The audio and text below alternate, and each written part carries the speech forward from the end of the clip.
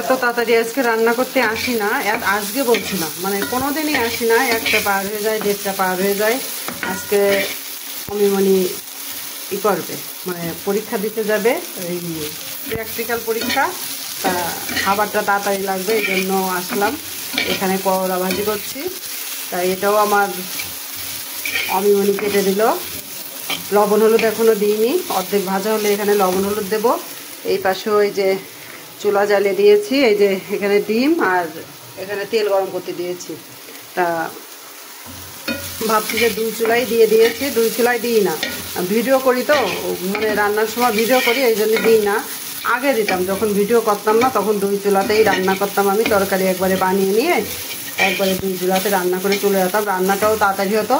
আর যখন থেকে ভিডিওটা বানানো ধরেছি তখন থেকে আর 2 চুলাই অনেক দিন ধরেই রান্ধি না। ভুল ভবিষ্যৎ ছাড়া, যদি কখনো ভাবি আমার কখন ভিডিও করা হয় না জানেন, আমি যখন ভালো মন্দ রান্না করি তখনই আমার ভিডিও করা হয় না, তখন আমার ঝামেলাটা বেশি হয়, এই জন্য আমি ভিডিও করা হয় না। মানুষ যখন ভালো মন্দ খাবার রান্না করে, এপাশে ডিমটা দিয়ে দিই। অধিকাংশ দেখেছি যারা ভালো মন্দ বেশি রান্না করে তারা বেশি ভিডিও করে ছাড়ে, আর আমার ওই টাইমেই থেকে ভিডিও করা হয় না, কারণ আমি ওই সময় খুব চাপে থাকি। ভালো মন্দ রান্না করতে গেলে আমাদের ভিডিও করাটা হয় না, দেখানো খুব কম হয় ভালো মন্দ খাবার। আমার সাধারণত বাড়ির যে সমস্ত খাবার খাই, আমার এইগুলো থেকে বেশি ভিডিও করা হয়, চাপ কম থাকে, এইগুলো দেখাতে পারি। ডিমটা হালকা করে ভেজে নেব, এখানে আমি হলুদ ব্যবহার করিনি, হ্যাঁ। আর এখানে করলাটা ভাজি করছি, করলাতে এখন লবণ হলুদ দেবো, এতক্ষণ দিইনি লবণ হলুদ।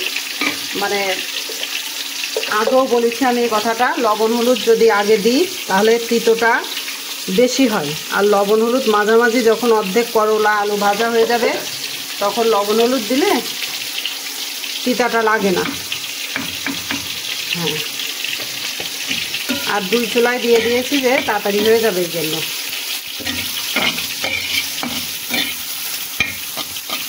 এখন আর সময় লাগবে না, লবণ দিয়ে দিলাম, হালকা করে জল কাটবে এখন, দিয়ে আমার ভাজা হয়ে যাবে। আর এই যে এই পাশে ডিমটা এই যে হচ্ছে, ব্যস্ত তো এই জন্য 2 চুলায় দিয়ে দিলাম। ডিমও ভাজা হয়ে গেল, সময় লাগবে না রাঁধতে। আজকে রান্নাটা ডিম আর করলা ভাজি, এদিকে সবজি নষ্ট হচ্ছে, কিন্তু এদিকে আবার হাত কেটে গেছে, সেই জন্য সবজিও বানাতে পারছি না। এটা অমিমনি কেটে দিল, এই জন্য। আমার এই যে ডিমটা ভাজা হয়ে গেল, এবার আমি এই যে পেঁয়াজটা দিয়ে দেবো, পরে ডিমটা নামিয়ে নিচ্ছি। তাড়াতাড়ি রান্না তো, আগে নামালাম না, কি দরকার, নামাতে গেলে সময় লাগবে, চুলা বন্ধ করতে হবে। এই যে এখন আমি ডিমটা নামিয়ে নেব।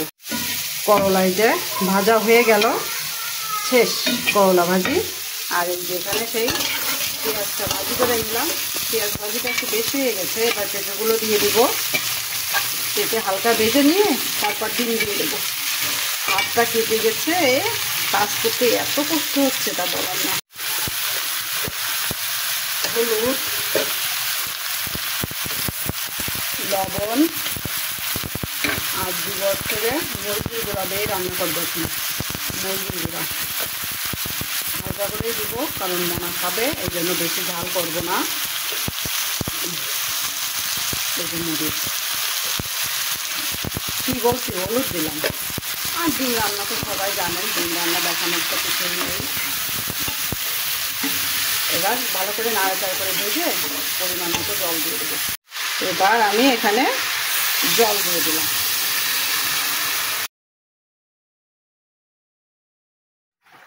ডিম 1 2 3 4 5,